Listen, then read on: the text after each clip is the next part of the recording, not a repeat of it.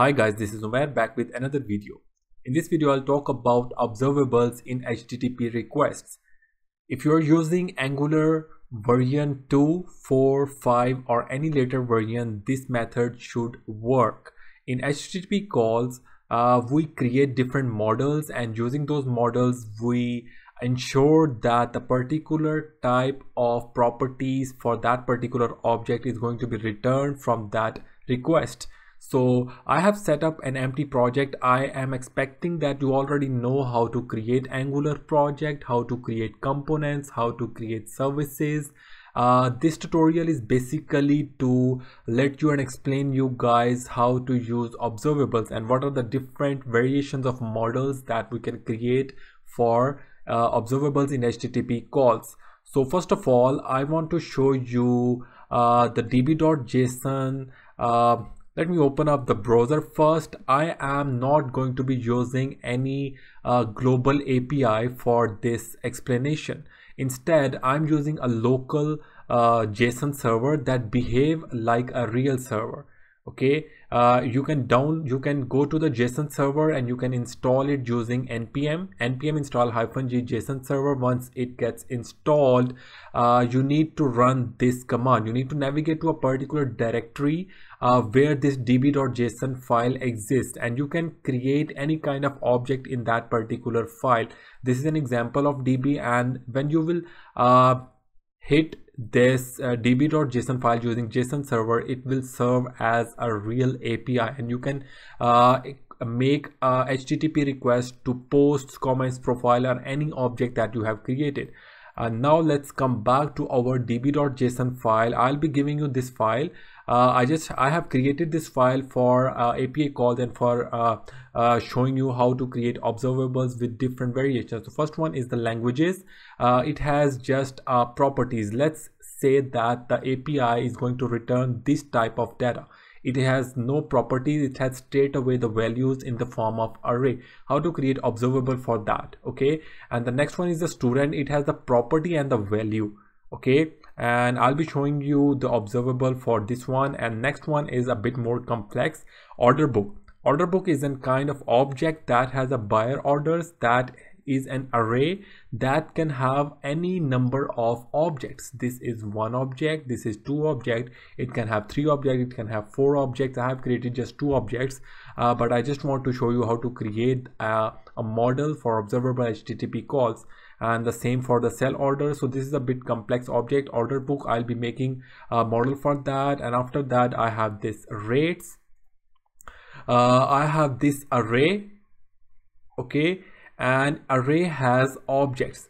Objects are not belonging to any particular property. Just like here, this is an array, and it can be used with the sell orders as the property. But if an array is having an object, and that object is having different properties, so how we can create a different form of models like this. And next one is a latest prices.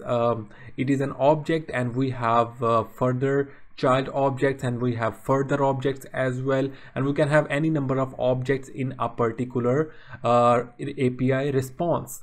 And I'll be showing you all these variations of creating models and how to use it in API HTTP requests. Okay, so you can see that I have created an empty project observables HTTP. Okay, and before going and run this application, I just want to show you that I have created this db.json file parallel to my project. Okay, if I go to, I'm using VS Code. If I go to PowerShell, let me run this db.json file using the JSON server. And in my terminal, you can use any terminal if you're not using VS Code, but I'm using VS Code, so I'll be using its terminal. Okay, so JSON server --void db.json file, because I am in this particular directory and I can access db.json file, so that's why I have directly written db.json right here. And if I want this API to run in a different port, I can specify a custom port right here, --port tetra 5. If I press enter, it's going to run it in these particular URLs, localhost :55/languages. If I go and if I run localhost tetra 5 and if I press enter, you can see that it has given me all these APIs. If I click my languages, and you can see that it has shown me the data for that particular API, and that is being served us as an API. If I go to rates, it will show me the data for the rates. Okay, so now let's come back to our project. Okay, so in my observables HTTP, I have the source and app, and if I hope that you already know the structure of this Angular app. I have this module, I have included HTTP client module, I have created a service, API test service, and I have added this service in my providers array, API test service. Okay, and I have added this HTTP client module in my imports array as well. Okay, and this app component is created by default, so I didn't need to create it manually. And this is the service API test, this is the app component, and if I go to my app.component.ts, I have included the service and added it right here in my constructor. I have created a variable because I want to make the API calls from my service, and I'll be using this particular instance of that service in order to make the function call that will contain all the HTTP requests. Okay, and if I go to API test, and inside it I have included HTTP client, and from this and I have created all the URLs right here within these different variables: HTTP, localhost, tetra 5 / languages, all these URLs that are created right here. Okay, and that's it. Now let's go and create a function inside it. Let's say I want to create a function get languages, and it is going to return this .http client .get and this .languages. Okay, and I will come back to app.component.ts, and let's create a function get languages. This .api test .get languages is the function, and I want to call subscribe function data, and I just want to log all the outputs that the data is going to be returned from that API call, because this is not the part of this tutorial that I create a fancy kind of UI in my HTML file. So you can create a UI yourself and show the data in the HTML file. Okay, and let's say languages data. Okay, and I want to call this get languages from ng on init, this .get languages.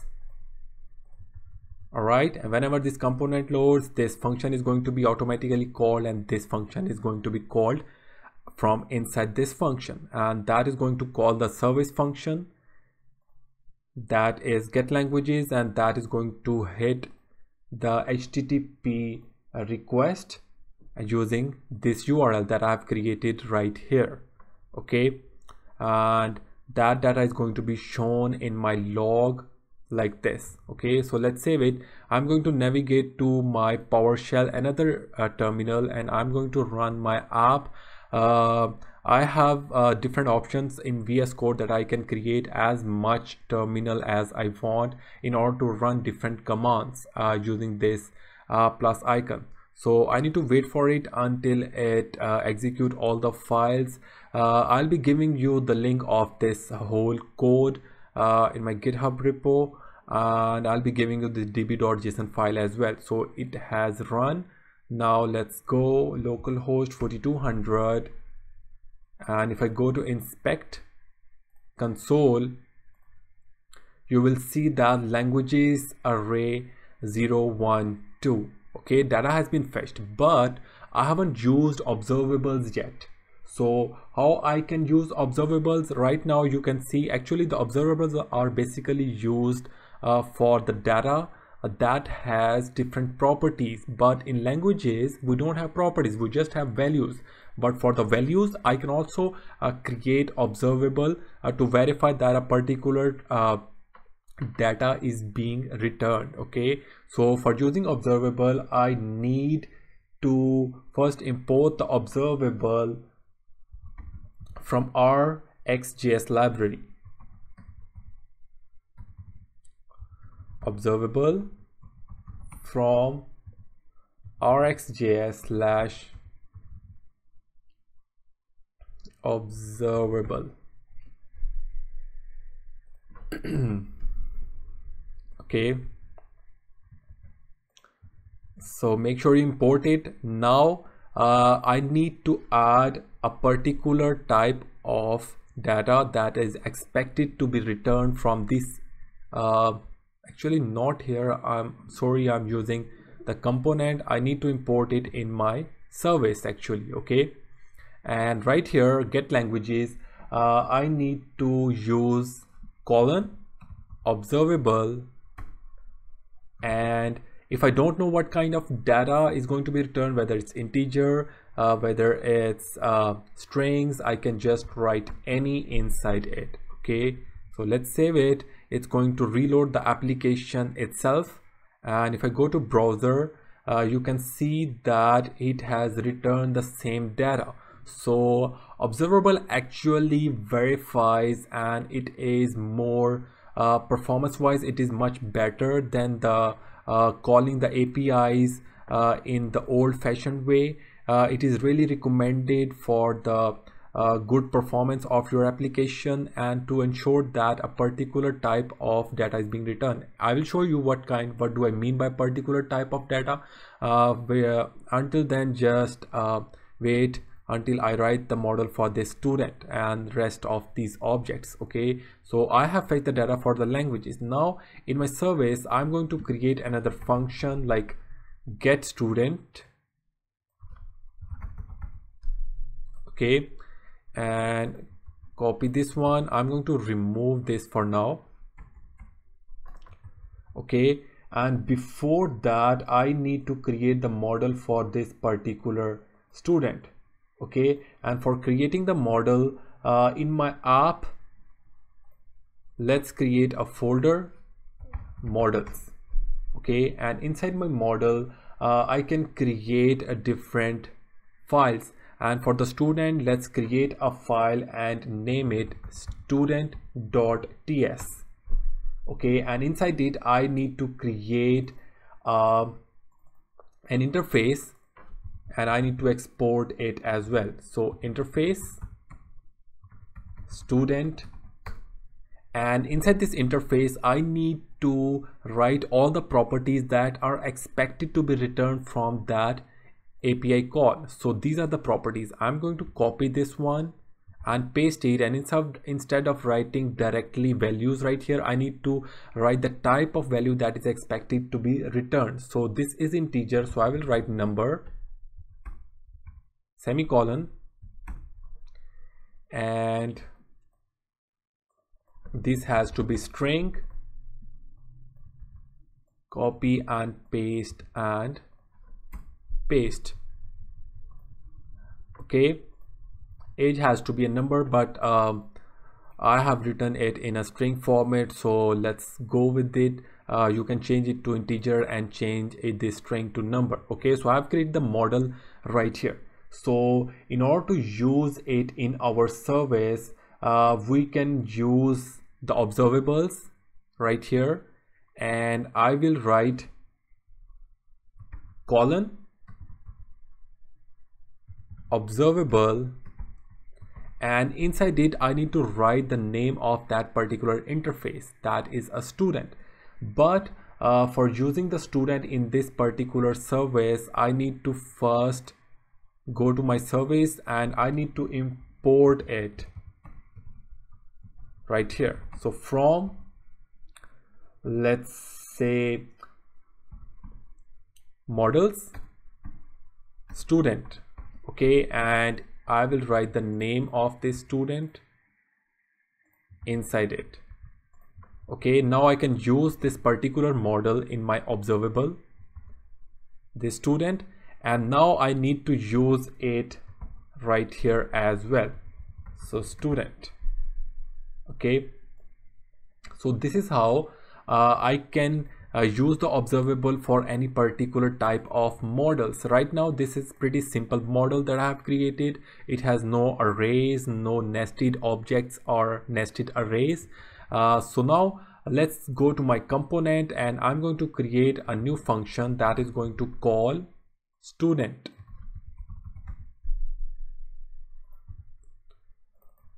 Okay, and let's change the name of this log, and after this get languages I'm going to call get student.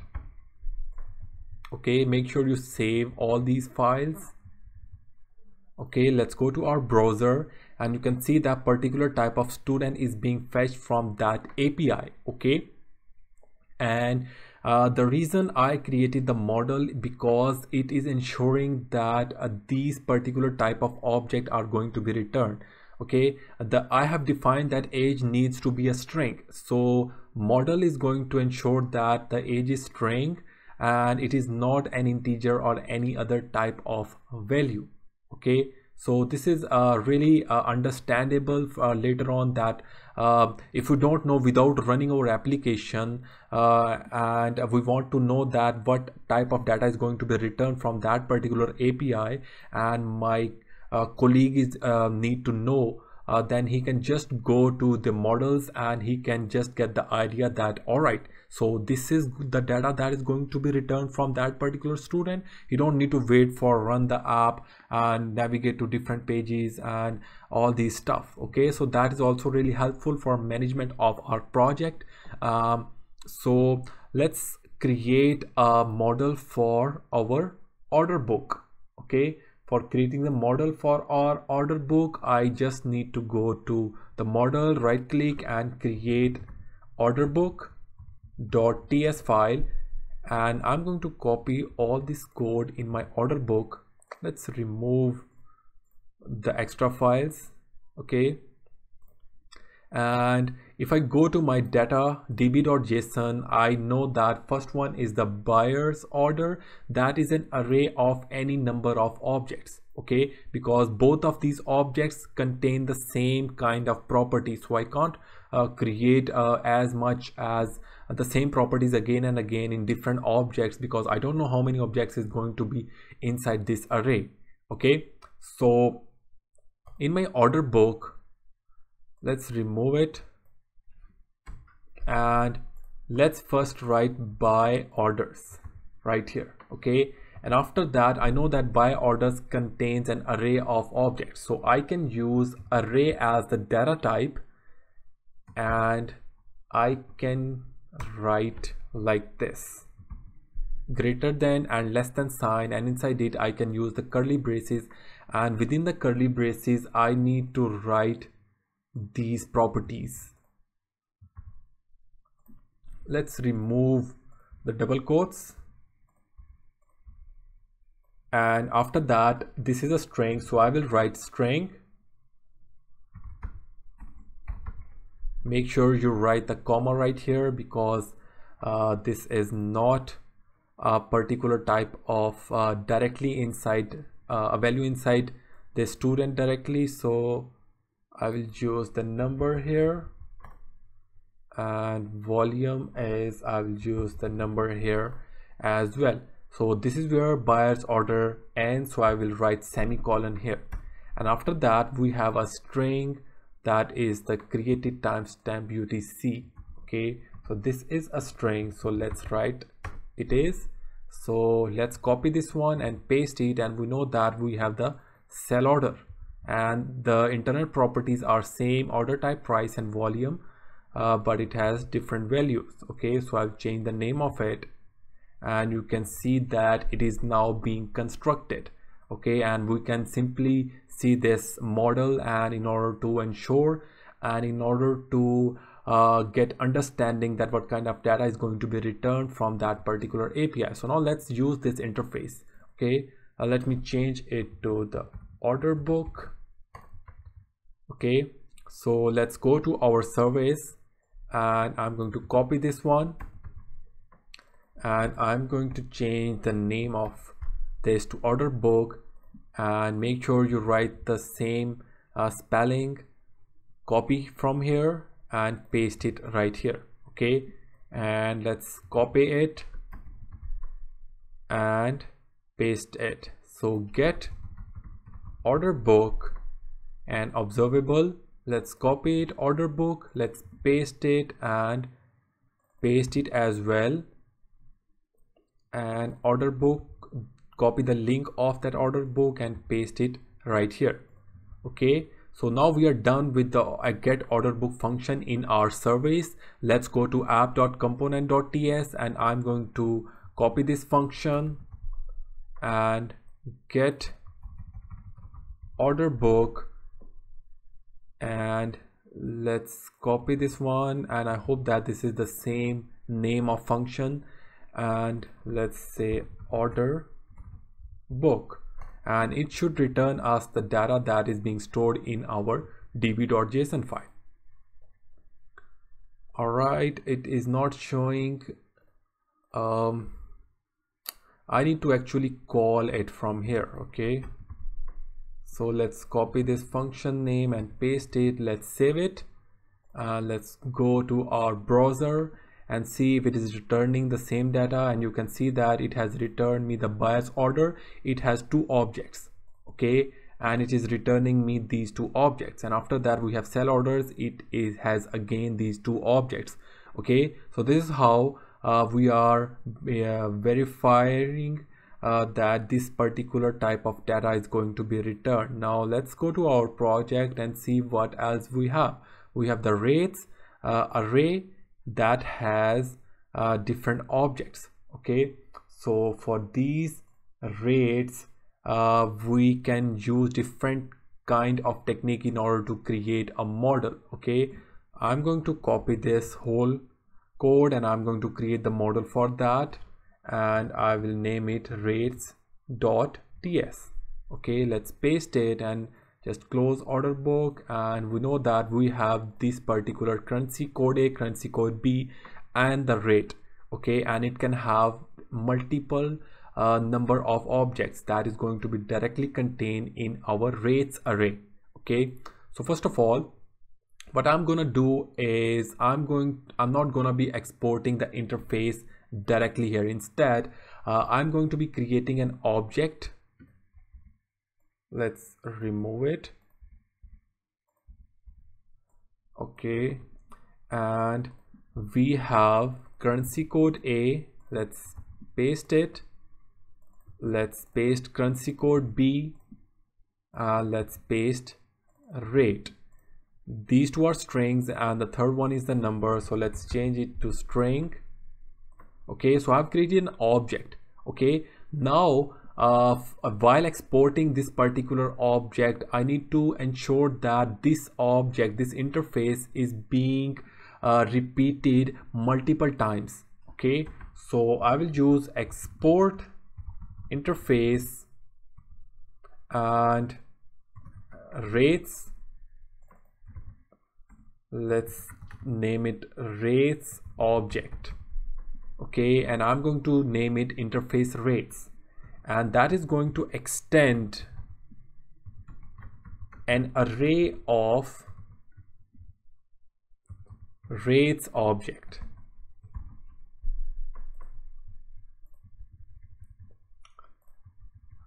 Okay, make sure it is an interface can only extend an identifier qualified name with optional type argument. Okay, this is not the brackets, actually these are the curly braces. It was a mistake. So we have created this particular object, this particular model. Now let's go to our surveys, and I'm going to copy this line and I'm going to paste it and change the name of model, and we have the rates, and I'm going to add this particular name of interface that is being exported, not this one. Okay, so rates.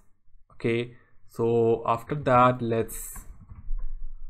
these are being repeated as it is. The basic purpose of this tutorial is to let you know the different types of models and how we can create these type of models. I hope that you are understanding what I'm doing here.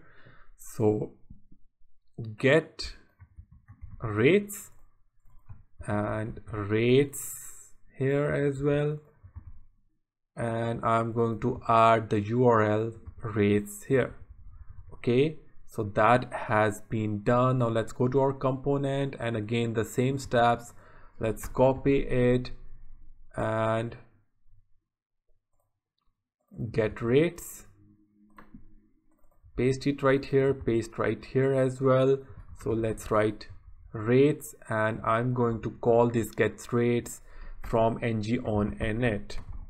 Okay, so let's go to our browser, and it should show me the data of rates same as it was in db.json file. So you can see that it is returning the same data that is written in our db.json file. If I want to change something from this particular API, I might need to go to another terminal and need to run JSON Server --watch and the port for that particular file again. Okay, now the last thing is we have the nested number of objects. We have the latest price, status, prices, BTC, and then different objects, and we can have the nested arrays. So this is the last one. Let's do it.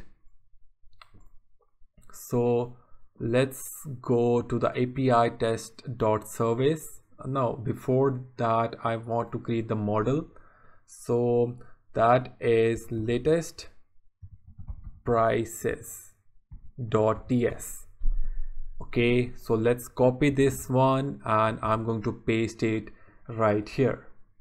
Okay, so in order to create the model for this, I can use a simple method. We know that we have first one, the status. It is straightforward. I first export. Let's remove this line, and we have status. Let's copy it and paste it. It has been added. Now the next thing that I want to add is prices. Create the object, and inside the prices we have the BTC. So let's create the BTC.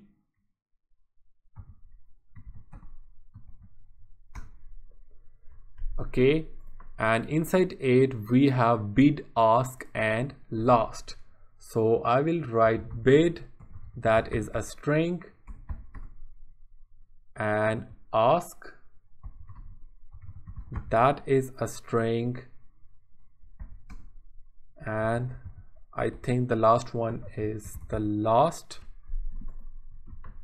Let me verify. Bid, ask, and the last, and all are string. Okay, now let's add comma here. Okay, and we can see that we have bid, ask, and last in these different properties. Okay, but the main parent properties names are different. Okay, so we can't just this is not an array, this is different object. Okay, so we need to create a separate model, separate entities for all these BTC, LTC, and Dodge. Okay, inside it I can't just use the bid, ask, and last for BTC and used it for the LTC and Dodge right here. Okay, so I just need to copy right here and paste, and I'm going to change the name of these two, LTC and Dodge. All right, let's remove comma. And the purpose of creating this object was to let you know that in this particular case we can't just use the bid, ask, last again and again for these three different kinds of property names. Okay, let's add semicolon here, Okay, so we have constructed our model for this particular object interface. So now let's go to our service. I hope that it's going to work pretty well. And let's use latest prices.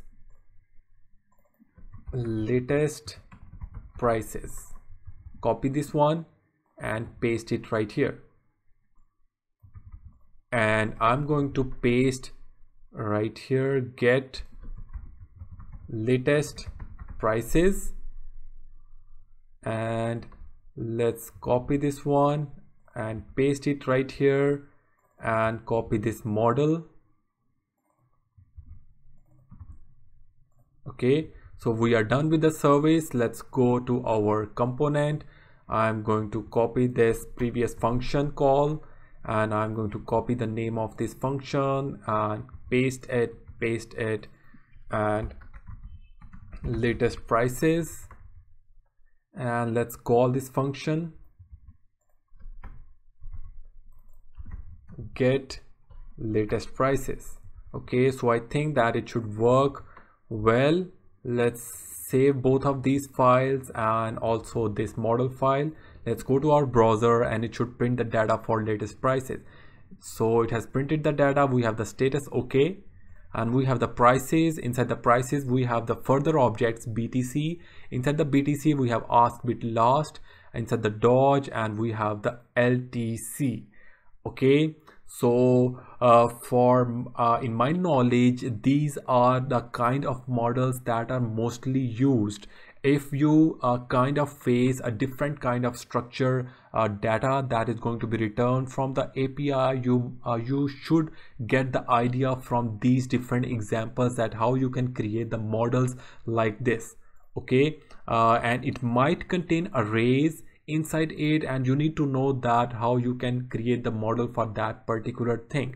Okay, so that was it for this particular video. I hope that you have liked it. If you are using any kind of version for Angular, whether it's Angular 5 or the later versions, it should work in all the versions of Angular. Okay, and if you have any question, make sure you comment below and like this video if you want me to create more Angular, Node, Express and mean stack related tutorials for you guys. Thanks for watching, and make sure to subscribe my channel. Thanks.